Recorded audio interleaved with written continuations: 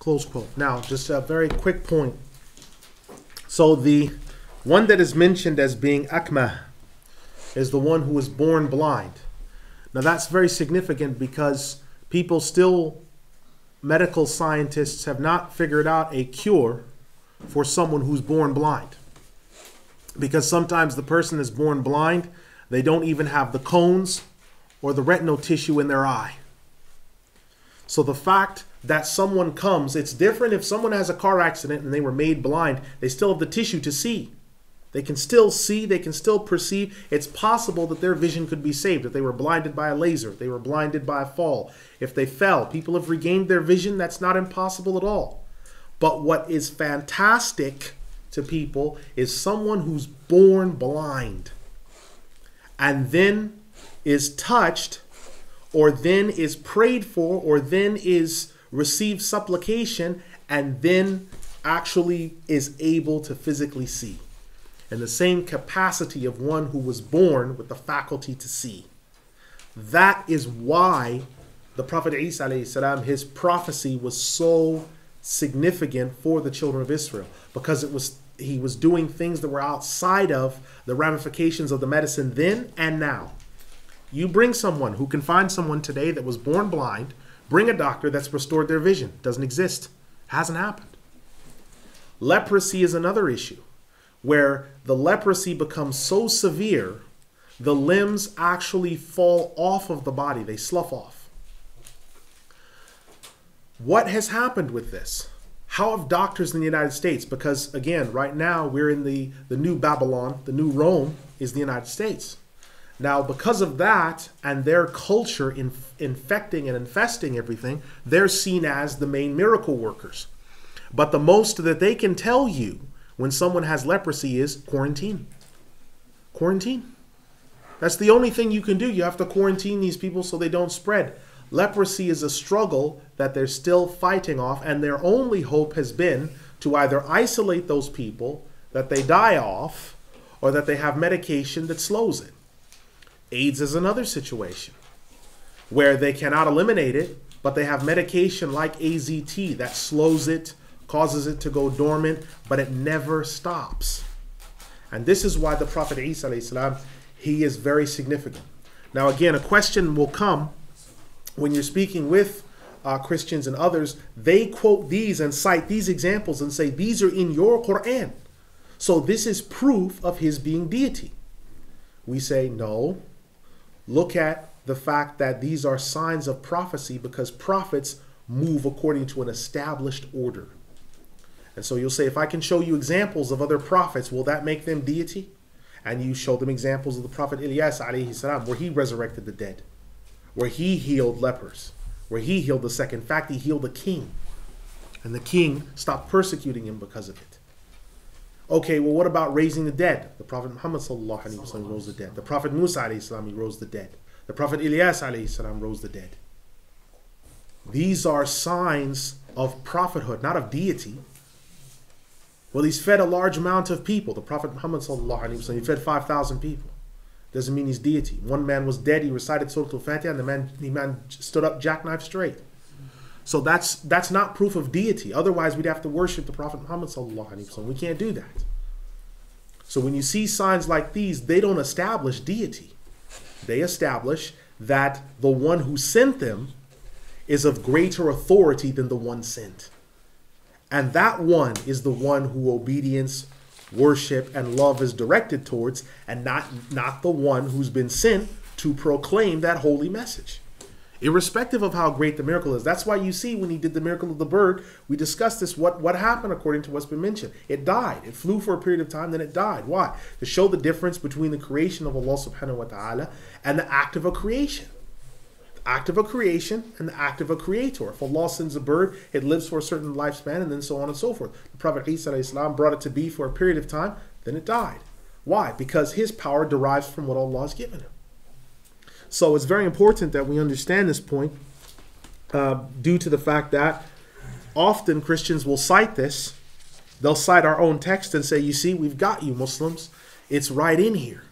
Why don't you guys just come on down to Calvary Chapel or the local cathedral or what have you and just, give your life to the Lord. Why not?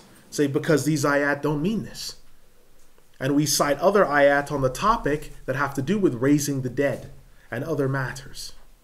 These aren't anything but proofs that establish a point. So finally, what I would say is to think about this. If you get an opportunity, look up the history of blindness and look at how scientists have tried to deal with people who are born blind. We don't mean people that had the eyes in the sockets, people who often have no cones, they have no retinal tissue, their pupils are actually solid. They're solid and they don't move. The sclera moves, but the pupils are solid.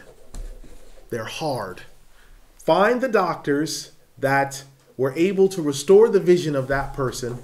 I'll take them out to dinner. But such doctors don't exist. And there's a reason why, because they don't have it in them. They don't have it in them.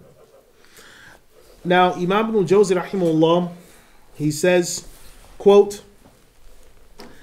and when Allah said that the Prophet Isa alayhi salam said, I shall inform you of what you eat. Sa'id ibn Jubayr said that the Prophet Isa alayhi salam, when he was in the upper room where some of the people were, he would inform them of what they were eating while they were downstairs. And he would say to the young boy, "O young boy, you will be destroyed if you keep eating such and such food. But give me of the food that you have that is good, and give some of that to me." He would also say, "Why are you eating outside when you should be eating inside?" Now, because of this, the scholars of commentary say that he would also inform them of what they were eating from their table. And this is talking about the table that was sent down to them and that which was brought about from it. He told them that they should eat from this table and that they should take what is there. And when they showed stubbornness, they transformed, the things on this table transformed, and they transformed into swine, those people that refused to eat from it. Close quote. Now, just a very quick point. The word ma'idah in Arabic, we just need to make a very quick point. In Arabic, you have different words for table. Tawila is the actual circular tabletop with the four legs. That's called a tawila. That's a raised table, like how the Ajam, the non-Arabs, how they eat on. And it's one of the signs of the end of time that the Prophet ﷺ mentioned, that people will sit on raised chairs and eat from raised tables. Why? Because he ate. It's one of the signs of the development of what's going on. It's not a matter of whether it's haram or halal. It's just a sign of things that are coming. So it's not haram to eat from a raised table. It's just saying it's a sign. Now, the actual ma'idah in Arabic literally means a spread that's laid down on the floor, and you eat from that. Ma'idah does not mean a four-leg raised table. Ma'idah is the spread that's laid down, usually in the form of a blanket or a tunic or something like that, and then the food is put on top of that. So when you see people go, how these pagans here go on picnics, and they lay down the cover for their picnics, well, that's the ma'idah, and they place the food on top of the ma'idah. So the Prophet Isa alayhi salam, when he was asked for a sign, he prayed for that, and a ma'idah was sent down with the food and things on that. No one should think in their mind that a four-legged table that had made in China on the end of it came down from the sky and there was food and fish and all these other things on it. That's not anything to do with it. That's anachronistic, and that has to do with anachronism. You should not redact current understanding back into history, because you'll make mistakes. So the Ma'idah came down, and they were informed of what they were to consume. And some of the people, when they refused to take of that which they were given from this miracle, they were turned into swine. Now, this is so prophetically significant. Go back to Surah Al-Bakri. Allah sent food from the children of Israel down from where? Down from the sky. Manna and salwa, right? Prophet Isa alayhi salam, he receives the ma'idah with what on it? Food. According to many reports, similar to the manna and the salwa. What happened? They rejected it. Then what happened? They were punished. Look at this. Look at the parallels. Almost exact parallels. So you see, prophets, they have a pattern that they move in.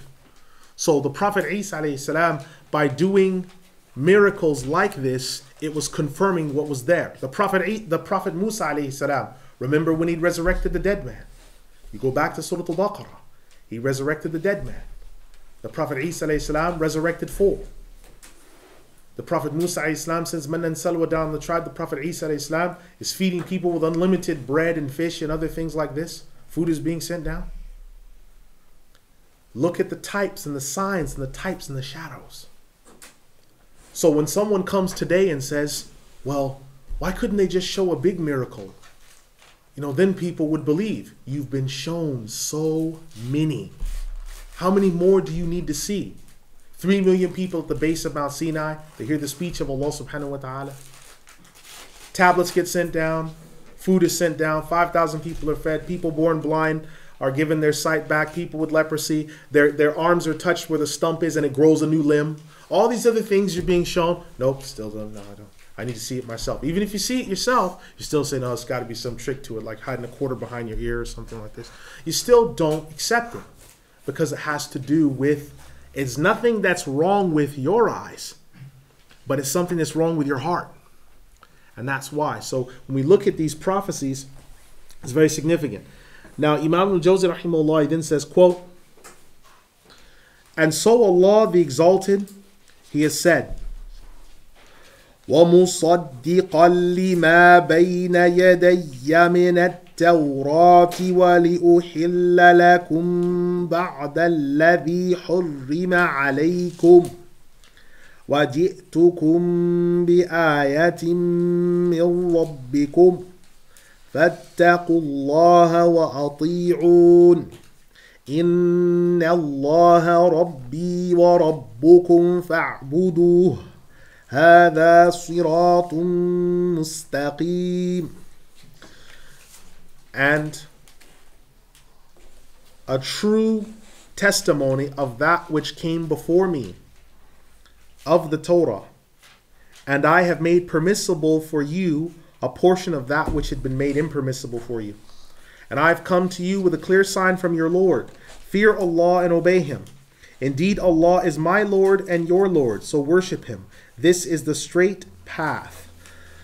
فَلَمَّا أَحَسَّ عِيسَى مِنْهُمُ الْكُفْرَ قَالَ مَنْ أَنصَارِي إِلَى اللَّهِ قال الحواريون نحن أنصار الله آمنا بالله واشهد بأننا مسلمون.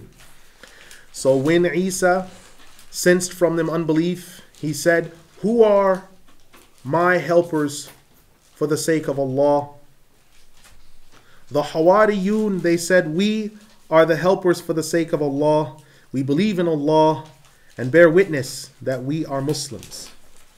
Surah Al Imran, the 3rd Surah, ayat 50 to 52. Testifying to that which came before me, or testifying that which came just in front of me, it means that which was brought at the same time or before. And when it was mentioned that, and I've made permitted for you part of that which was made impermissible, Qatada said that in the time of the Prophet Musa alayhi salam, it had been made impermissible for the people to consume camel meat and also other types of birds. But when the Prophet Isa alayhi salam came, he declared these things permitted. And I have come to you with a sign, meaning signs that you will know that I'm telling the truth when you see them. And all of these signs are but one sign, because all of them originate from one source. And it is from your Lord, meaning in the sight of your Lord. Close quote. So this is talking about in the original Mosaic law, which has today what we have at the count is there are 613 laws the children of Israel have. Some 200 of these and more are centered around diet.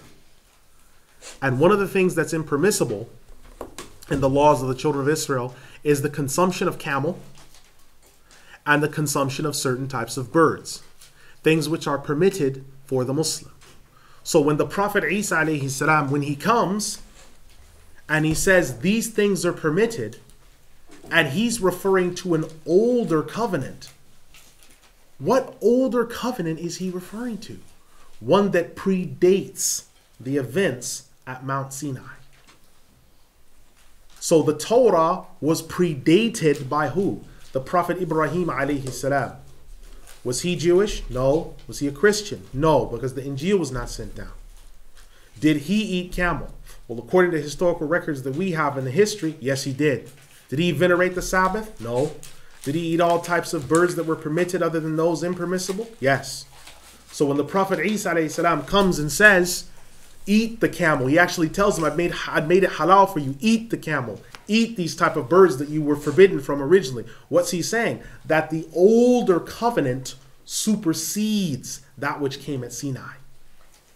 That which came at Sinai is not permanent.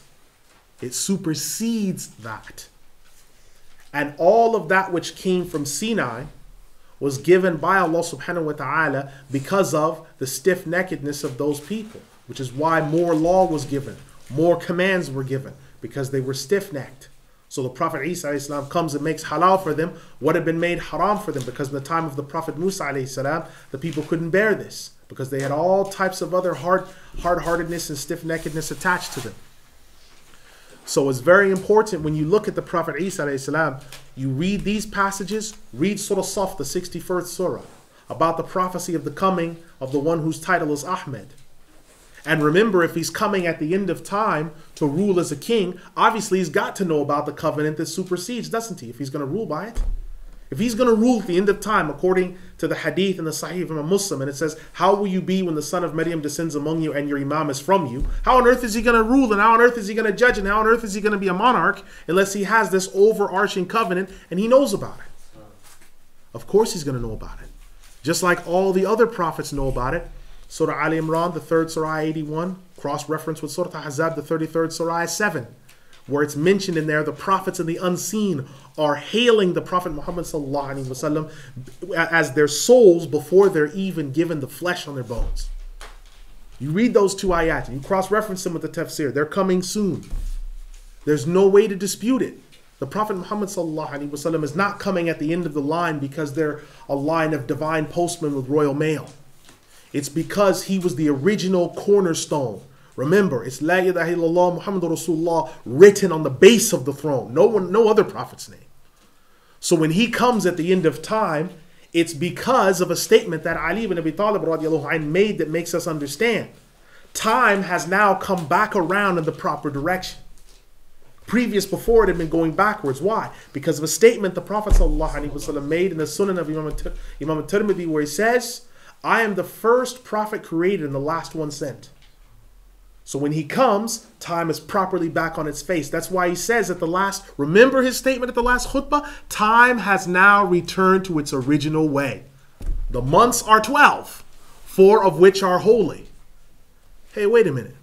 How can that be when this was that and that was this? No. The original order of things, how it had been from beginning time immemorial, things have returned back to that original mode. It's because of this the Prophet Adam alayhi salam in the hadith and Al-Hakim saw La ilaha illallah Muhammadur Rasulullah written on the bottom of the throne. It's because of this reason all these other things were seen. All that stuff and all that information, all those narratives where the Prophet ﷺ said, I am the dua of my father Ibrahim. Go back to Surah Al-Bakri, the 2nd Surah, ayat 120 onward. And the good news of Isa. None of that makes sense unless he supersedes all of them. So the one who's coming to rule as a monarch must therefore be in on the knowledge of what is contained within the law of that monarchy. So it's important you remember this.